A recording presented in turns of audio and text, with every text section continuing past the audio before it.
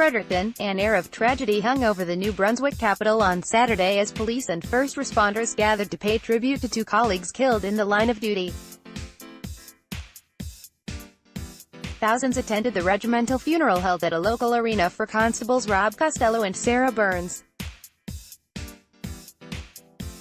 Jackie McLean, accompanied by their children, places a rose on the casket for her husband, Const. Rob Costello, at the regimental funeral for Costello and Const. Sarah Burns, Andrew Vaughan, the Canadian press, loved ones, colleagues and dignitaries spoke at the ceremony, and a common theme was woven into every speech: the kindness and compassion of the fallen officers. Fredericton Police Chief Leanne Fitch's voice shook as she described her time working with Costello and Burns, who were killed August 10 in a shooting that also left 2 civilians dead. "When we sign up to serve and protect our city, we are committing our entire life's work to this service," Fitch said, adding that the 2 officers died as heroes.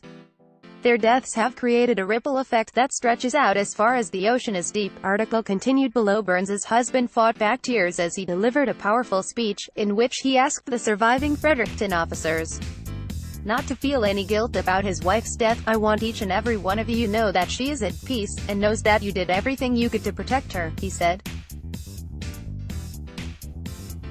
"Don't burden yourself with the why, because you won't find the answer." Burns asked that those in attendance pay their respects to the 2 civilian victims, Bobby Lee Wright and Donnie Robichaud, as well. "Their families are grieving no less, and their lives are just as important," he said. CST, Stephen DeCourcy, Wright, leads the horse Grimsby, who he co-owned with CST. Sarah Burns as they and other Fredericton police officers follow the hearses carrying CST. Burns and CST. Rob Costello during a regimental funeral in Fredericton on Saturday, August 18, 2018. Darren Calabrese, the Canadian press. Burns's tie and pocket square were yellow, his wife's favorite color, and matched the yellow roses placed on top of her casket. Greg Morris, a family friend of Costello, said the fallen officer took great pride in his work and had described being a police officer as his lifelong passion. Morris said Costello was a kind and compassionate friend who loved his mother, once spending days by her side while she was in the hospital. Article continued below. Costello also loved basketball, Morris said, adding that while his friend was never the most skilled player, he was the most selfless and was always willing to do anything for his team.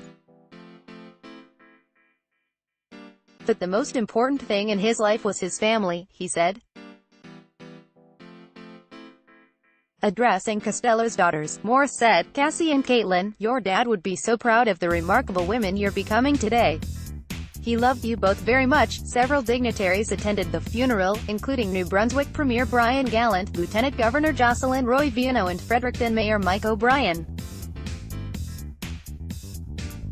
Roy Viano said she was fortunate to have met both Burns and Costello and was struck by their passion for their work.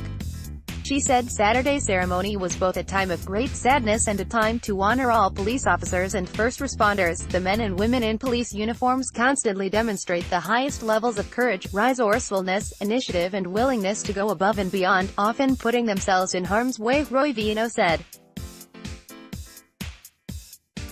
Police officers Lawrence Robert Costello, 45, and Sarah May Helen Burns, 43, were among 4 people killed in a shooting August 10, 2018 in eastern Canada.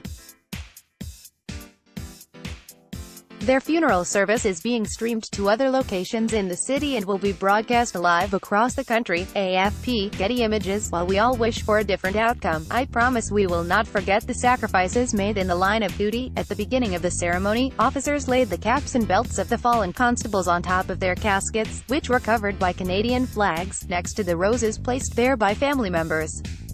The flags were later carefully folded and given to Costello and Burns's families. The service began with a heart-wrenching bilingual rendition of "O Canada" by award-winning singer Miasha Brugger-Gossman, a Fredericton native.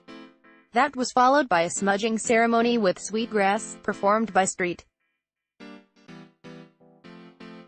Mary's First Nation elder Imelda Purley, to honor the office's transition from Earth Walk to Spirit Walk. Before the funeral began, 1,500 officers and first responders marched through the streets of Fredericton for a funeral procession, while hundreds of people lined the route.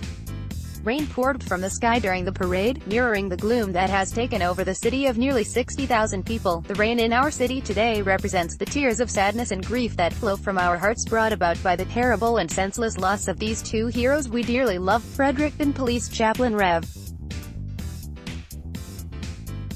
Werner Drost said at the ceremony.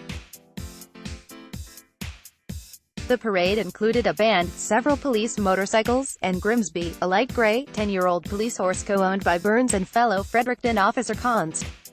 Stephen de Courcy. The lives of the two civilian victims were also honoured this week by their families and friends. A public visitation was held Wednesday evening for Wright at a funeral home near Woodstock, NB, although her obituary said there would be no funeral service by request and her interment would be held at a later date. Similarly, no funeral was held for Robichaud. His widow, Melissa Robichaud, told the Canadian press he had requested to be cremated and she planned to scatter his ashes Thursday evening along a strip of road the avid motorcyclist often drove. Matthew Vincent Raymond, 48, has been charged with 4 counts of first-degree murder in the shooting, and is set to appear in court August 27. On Friday, a judge lifted a publication ban that had been imposed on court documents revealing details about how the deadly attack unfolded. Monday's ban came hours after several media outlets had already reported on what the documents contained. The now public documents say the accused gunman was wounded as he allegedly exchanged gunfire with another officer from his apartment window.